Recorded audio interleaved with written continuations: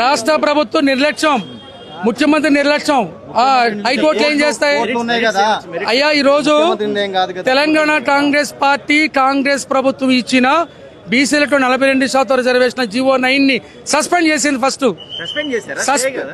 Suspend means stay.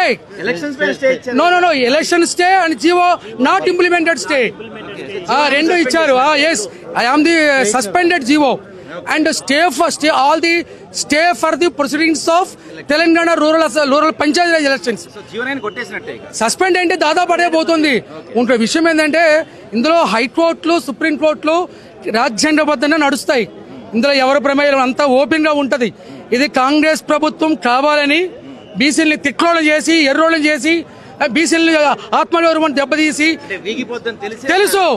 ముఖ్యమంత్రికి తెలుసు, BJP ఎంపీలకు తెలుసు, బీఆర్ఎస్ ఎంపీలకు తెలుసు, బీజేపీ రామచంద్రరావు తెలుసు, వాళ్ళ పార్టీ ఎంపీలకు తెలుసు, కిషన్ రెడ్డి తెలుసు, రేవంత్ రెడ్డి తెలుసు, కాంగ్రెస్ పార్టీలో రెడ్డి ఎంపీలు తెలుసు, ప్రభుత్వం తెలుసు, అడ్వకేట్ జనరల్ తెలుసు, ఎడిషనల్ అందరికీ తెలుసు.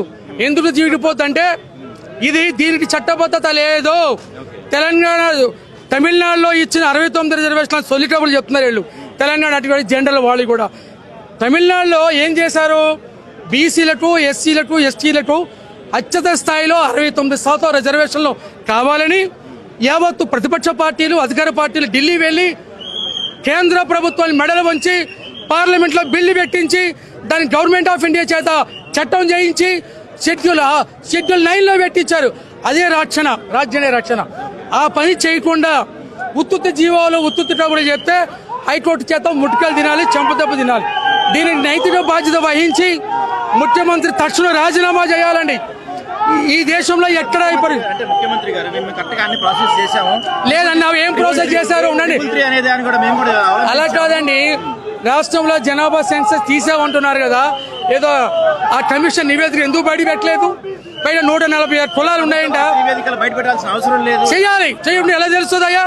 బయట చెయ్యాలి, అదో పాయింట్ తెలియాలి. బయట ఏ ఊర్లో ఏ కులం ఎంతమంది ఉన్నారో, ఓసీలంతో, బీసీలంతో, ఎస్సీ ఎస్టీలంతో, బీసీలు 146 కులాలు ఉన్నాయి. తెలంగాణలో 146 కులాలు. ఆ జనాభా తీయకుండా మేము లోపల దాచుకుని ఎలా తెలుస్తుంది? తీయాలి. అది వెబ్సైట్ లో పెట్టలేదు, పబ్లిక్ చేయలేదు. పైగా నీకు ఈ జీవో ఆల్రెడీ గవర్నర్ పెండింగ్ లో ఉంది కదా. దీని మీద గవర్నర్ పెండింగ్ లో ఉంది. గవర్నర్ ఏం చేశాడు? ప్రెసిడెంట్ ఆఫ్ ఇండియాకి సిఫార్సు చేశాడు. గవర్నర్ ఎందుకు సిఫార్సు చేశాడంటే ఆయన పరిధి కాదు, పార్లమెంట్ లో చేయాల్సిన అంశం. ప్రభుత్వం ఏం చేస్తారో ఇబ్బంది అవుతుందని కొంత గవర్నమెంట్ ఆఫ్ ప్రెసిడెన్షియల్ కి సిఫార్సు చేశారు. ఇంకా పెండింగ్ లో ఉంది. పెండింగ్ లో ఉండే ఎవడని ఇస్తుంది జీవో జారీ చేయడానికి? అంటే రాజ్యాంగం లేదా? అంటే వీళ్ళు ప్రధానంగా లేఖిస్తున్న అంశం 3 నెలల కన్నా ఎక్కువ కాలం పెండింగ్ లో ఉంటే ఆ బిల్లు అప్రూవ్ అయినట్టుగానే. సార్, అది సుప్రీంకోర్టు డైరెక్షన్ వేరండి. సుప్రీంకోర్టు డైరెక్షన్స్ అనేది అన్నట్లు అప్లికబుల్ కాదు. ఫస్ట్ రాష్ట్ర గవర్నర్ బిల్లు దాన్ని ఏమైంది? రిజెక్ట్ చేశారా లేదంటే ఇన్వైట్ చేశారా అని చెప్పాలి. అది లేకుండా గవర్నర్ కూడా పట్టించుకోకుండా రాజ్యాంగబద్ధమైన విలువలు, దాని వాల్యుబుల్, దాని రూల్స్ రెగ్యులేషన్ తెలియకుండా దున్నపోతులట చదువులేని దద్దమ్మలంతా కూడా ఈ రాష్ట్ర ముఖ్యమంత్రులు, మినిస్టర్లు అయ్యారు. వీళ్ళకి ఏం తెలుసు రాజ్యాంగం గురించి, చట్టాల రోజు ఏం తెలుసు? మొత్తం బీసీలంతా ఎర్రోలు చేస్తారా?